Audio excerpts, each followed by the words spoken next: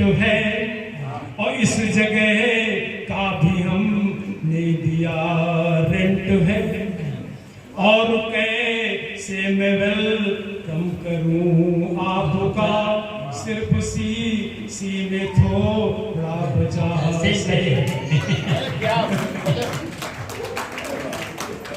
बढ़िया है स्वामी जी, बढ़िया है भाई।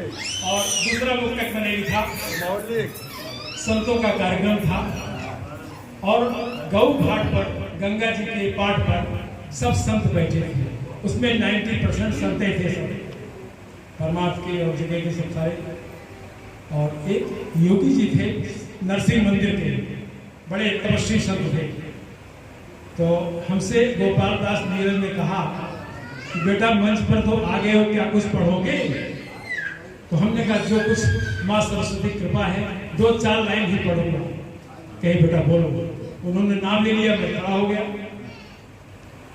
शहर में तुम्हारे प्रथम आगमन है, हरिद्वार में पहली बार हुआ।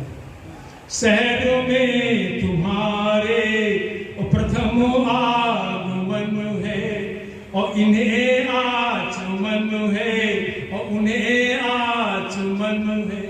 संतों को प्रणाम है और गंगा जी को प्रणाम है। शहर में तुम्हारे प्रथम आगमन है और इन्हें आचमन है, उन्हें आचमन है।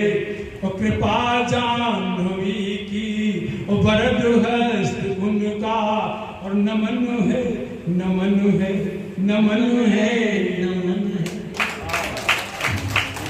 ये 2 लाइन।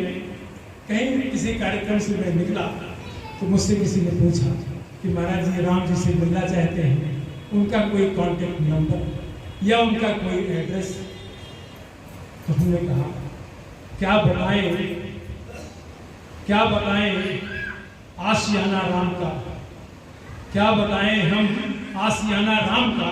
और चंद दिन से मुलतवी है आना जाना राम का।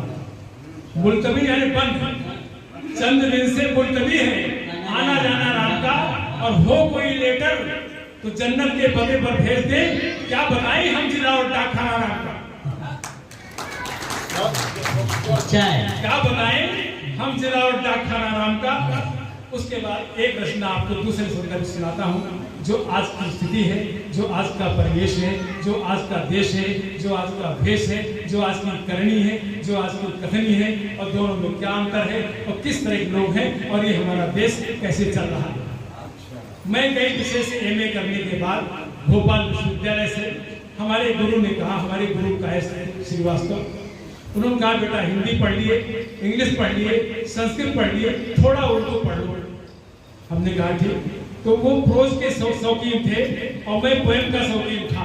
वो गद्य के विद्वान थे और मुझे पद्य में इंटरेस्ट था। तो उन्होंने हमें गद्य दिया, ये गद्य है, इसको आप अपने हिसाब से पद्य में परिवर्तित कर लीजिए। उसमें कुछ शब्द उर्दू के थे और वो शब्द था जस्टिस।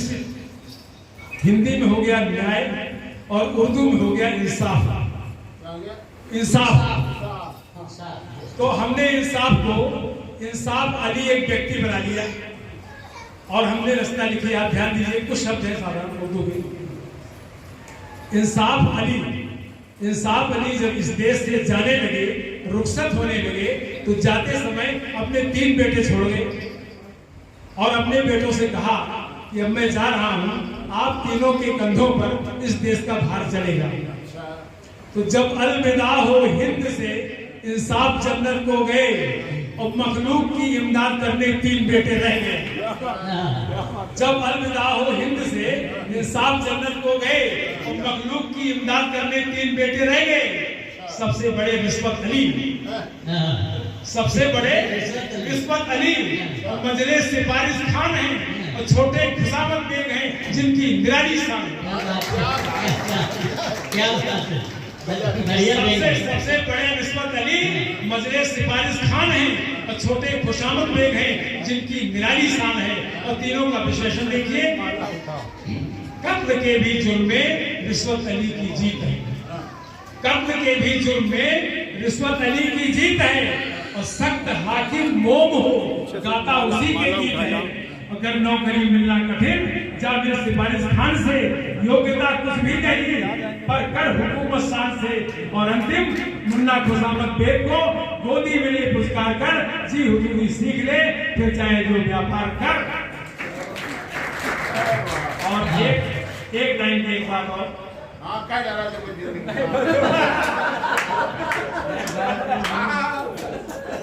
ये इस संदर्भ में कह रहा हूं कि जैसे कोई व्यक्ति अपना हीरा सब्जी मार्केट में लेके बैठे उसका कोई आनंद नहीं है। एक बार ब्रह्मा जी ने नारद जी से कहा कि आप मृत्युलोक पर जाएं और लोगों को कविता गीत गजल सुनाएं और धर्म का प्रचार करें, साहित्य का प्रचार करें। नारद जी मृत्युलोक पर आए और उन्होंने लोगों से कविता का, गीत का, गजल का, सारी बात सुनाना शुरू किया। लेकिन क्या बताएं, लोग सुनने को तैयार नहीं। बेचारे बहुत दुखी हो गए। दुखी होने के बाद जाकर ब्रह्मा जी के पास वापस गए। ब्रह्मा जी ने कहा क्या बात है? बोले प्रभु हमें भीख मांगने के लिए हमारे भाग्य में लिख दो, लेकिन किसी को कविता सुनाने के लिए मत दो। इतर कर्म फलानी यदीच्छया, इतर कर्म फलानी यदीच्छया, वितरितानि चहे चतुरान्। इतर कर्म फलानि, इतर कर्म फलानि यदीच्छया, वितरितानि चहे चतुरान्। अरस के कछु काव्य निवेदनम, अरस के जो काव्य का रसिक नहीं है, अरस के कछु काव्य निवेदनम, शिरस मालिक मालिक मालिक।